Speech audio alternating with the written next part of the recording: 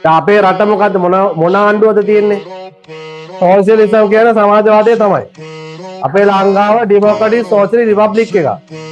ප්‍රජාතන්ත්‍රවාදී සමාජවාදී ජනරාජ්‍ය. ප්‍රජාතන්ත්‍රවාදී තියෙන ලොකුම අවුල මොකක්ද දන්නවද? ඔන්න ඕක. ඒ කියන්නේ අපිට පුළුවන් වුණා සමාජය ඇතුළේ යම්කිසි කාලයක් ඇතුළත එක මතයක් හදන්න වැල්ලට හැමෝම එක පිළිගන්නවා.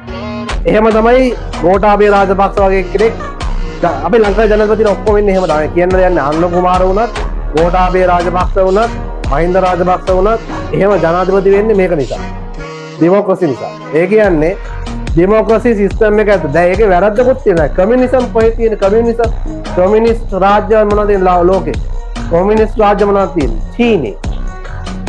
කමියුනිසම් තියෙනවා චයිනා, කියුබා, නෝර්ත් කොරියා. කමියුනිස්ට් රාජ්‍යයක තියෙන ලොකුම අවුල අපිට හොයාගන්න ඕන කොහෙද? නෝර්ත් කොරියාව වල.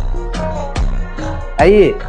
කමියුනිස්ට් රාජ්‍යයක රජයට පුළුවන් මිනිස්සු අයථා විදිහට පාලනය කරන්න පුළුවන්.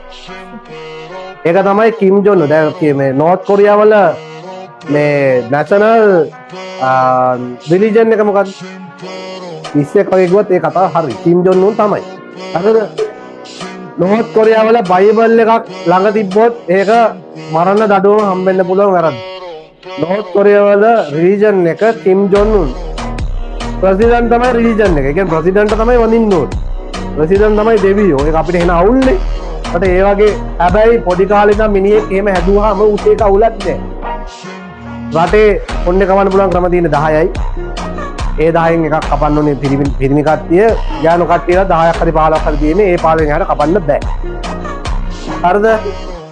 පොඩි වැරද්දක් කළොත් අපිට ඕන නිකන් මොකක් හරි විලාදික දෙයක් රජයෙන් එපා කියන දෙයක් ගත්තොත් එහෙම සාමාන්‍යයෙන් දැන් මම එහෙම ගත්තොත් අපේ අම්මයි තාත්තයි නෑයෝ ඔක්කොම ටික ඉර කරන්න හැකියාව තියෙනවා. يعني මුළු ඒකට පුළුවන් එක බ්ලඩ් ලයින් එකම මකන්න. රට යන්න බෑ මේ නෝර්ත් කොරියාව කොහොමද රට යන්න බෑ. එයාපෝට් එකක් තියෙනවා. රට යන්න. ඔව් ඒ රටේ පට්ට බව්. කමියුනිසම් වල තියෙන අවුල. චයිනා වලත් තියෙනවා කමියුනිසම්. හැබැයි මේක දරුණුයි. චයිනා වල එහෙම දරුණු නෑ. කමියුනිසම් දැන් චයිනා කොහොමද කමියුනිසම් වලින් අයින් වෙන්න හදනවා. මොකද දැන් ඒක දරුණු තන තියෙන්නේ මෙතන. හරිද? දරුණු නැති තන තියෙන්නේ මෙතන. කියුබාව තනිකර කමියුනිසම් වලින් විනාශ වෙච්ච රාජ්‍යයක්. දන්නවද ඒක? නෑ එහෙම නෙමෙයි. ඒ කියන්නේ ඒක රාජ්‍යයට පවතින්න බෑ. කියන්නේ රාජ්‍යයට පැවැත්මක් නැති වෙලා තියෙන. කියන්නේ මිනිස්සු තනිකරම නිකන් ගටස් වලින් වතුර රම්බන තත්ත්වයක් තියෙනවා. එච්චරට රට පිරිහිලා තියෙන එක. චයිනාව දැන් කමියුනිසම් වල හොඳ කියන්නේ චයිනාවගේ එක්සැම්පල් එකක්, නරක කියන්නේ නෝර්ත් කොරියාවේ එක්සැම්පල් එකක්. කියන්නේ කමියුනිසම් කියන්නේ එක්කෙනෙකුට බලය හම්බ වෙනවා නිකන් රජෙක් වගේ ඔක්කොම කරලා දාන්න පුළුවන්. ඕන එකක් කරනවා. එතකොට හරි රජෙක් ආවොත් මේක හරියට කරන්න පුළුවන්. ඒ කියන්නේ තනිකරම හොඳට හදන්න පුළුවන් රටක්. හරිද? එතකොට මේගොල්ලන්ට එහෙම අයිමත් මේ ප්‍රෙසිඩන්ට් කෙනෙක් පවත් කරගන්න මෙහෙම බලය හම්බෙන්නේ නැහැ. මූ තමයි කිම් ජොන් උන් තමයි ජනාධිපති මරණකම් පොර තමයි. පොරට හිතන වෙන කාට හරි දෙන්න කියලා වෙන කාට හරි පොර තමයි දෙන්නේ. ඡන්දයක් කියලා එකක් තියෙනවා. ඡන්ද දෙන්නේ කිම් ජොන් උන්ටම තමයි දෙන්නේ මිනිස්සු. එහෙම තමයි ඉතින්. ඒක වෙඩි දිනවා.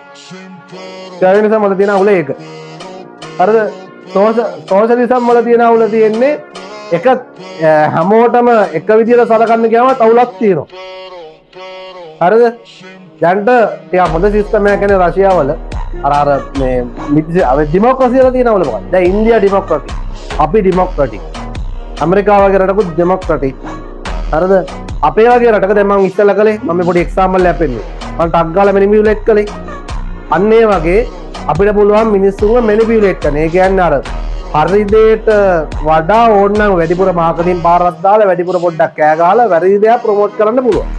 අරක් වගේ මිනිස්සු එක්කෙනෙක් කැමති වුණාම ඊට පස්සේ එකා කැමති වෙනවා කට්ටිය මේකට කැමති වෙනවා.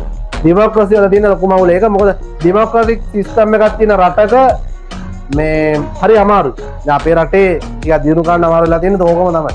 හැබැයි මේවට වඩා හොඳයි. කමියුනිසම් වලට වඩා හොඳයි. සෝෂලිසම් වලට වඩා හොඳයි. හැබැයි ඩෙමොක්‍රසි එකේ පොඩි අවුලක් තියෙනවා.